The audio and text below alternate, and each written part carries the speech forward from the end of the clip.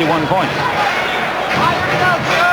52-47 Detroit. Good ball game. We hope you're enjoying it.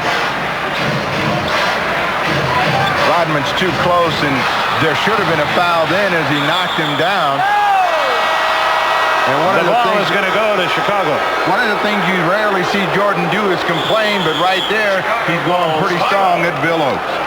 Timeout is called by Chicago, and he is giving him a pretty good shot. So is Doug Collins. 2:46 left, first half. Detroit leads Chicago by 5. 2:46 left in the first half. Detroit leads Chicago 52-47. That's a scene set for you. And Chicago inbound. The Knicks surprising the Bucks. 3 went for 3. Lambier couldn't control the ball. He goes a little bananas. You take a look at the Boston-Washington score at the half. And Indiana clings to the lead over the Hawks. Coming back from a long road trip. They made a trade today. A couple of them this week. And Craig will talk to you about that. The big Houston Golden State jobby, too. What did you think of that one? That belongs to... Well, I thought that Golden State made a bold move, and they're finally going to turn Sampson to a spot where he can be a dominant force, and eventually the Golden State Warriors will get themselves a new direction and back on the right track. And a foul, score it for Lambier. A lot of people think that Carroll and Floyd will really set things up in Houston. Well, I think Joe Barry Carroll may be on his way to someplace else. I can't see them being the Twin Towers as we take a look at Brad Sellers trying to get back to a ball that he thought his hands on. And Lambier, who was smoking in that first period of play, has a chance for a three-point play. And he gets it.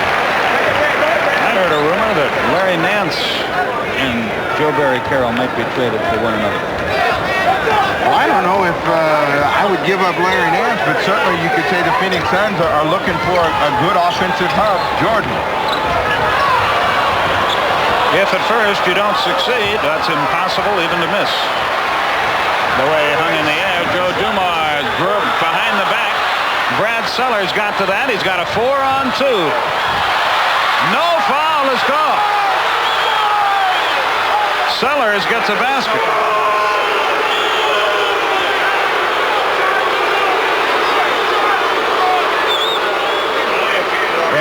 A delay of game warning against Chicago.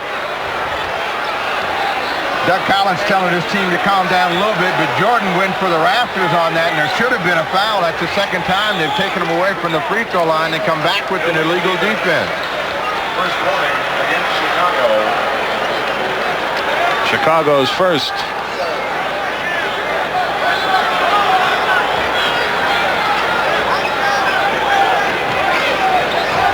They're isolating Horace Grant, and Dantley has been problems for him all night. Dantley wheels, deals, misses. Rodman tips it in. How do you know when Rodman scores? Boy, I'll tell you what. He's a great talent, but somebody's going to punch his lights out before it's over. He always has that hand in the air, so you know when something good happens for him. They get a foul inside against John Sally on Oakley. Lambier is upset because he doesn't get that many steals, and he thought he had one. No, Rodman's a terrific player, but boy, when you show your opponent up, you're asking for it. Number 34, Charles Oakley. 1:06 left in the half, 57-49. Detroit has led throughout. Chicago scored first, and Detroit reeled off 10 straight, and they've never been caught. But it's still anybody's game, just a 7-point contest. And Oakley having a big night with 12. He has 12. Michael Jordan has 20. No one else on the Bulls has any more than 6. They try to give help, and they just butcher Adrian Dantley in the process. As the mighty Oak comes over and lays one of those arms on him. Oakley called for that foul. Dantley tells him, that's all right. I'm going to go shoot free throws. Dantley is averaging 8.5 free throws a game. And as he goes to the line here, he shoots his 9th. And that's just what Doug Collins was trying to prevent prior to the game. Dantley got 45. I don't know if I repeated this before or not, but he got 45 against them in an overtime win in Chicago back on November 21st. There are some teams that certain players seem to play better against than others. Jordan does a great job against the Pistons. Dantley the same against the Bulls. Great pass, and Oakley missed the basket.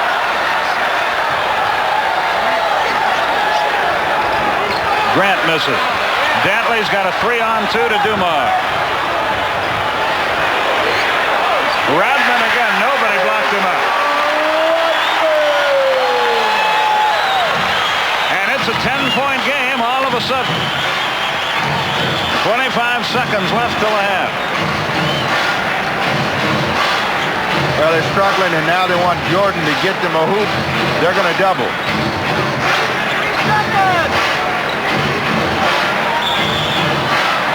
Rodman fouled him, 2 points.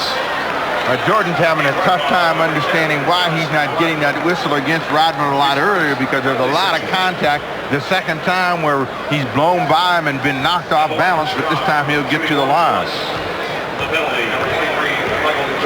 There are 11 seconds left in the half.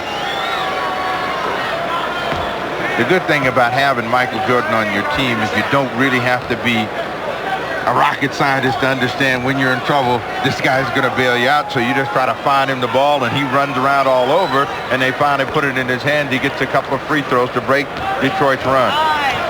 61-53. You see the time remaining. Lambeer for 3. Tough break for him. Tipped out of bounds. And Bill Oakes reverses himself. It is, as it should be, Chicago's ball with 2 seconds left. Brad Sellers will inbound. You like to try to play home run here, but they don't.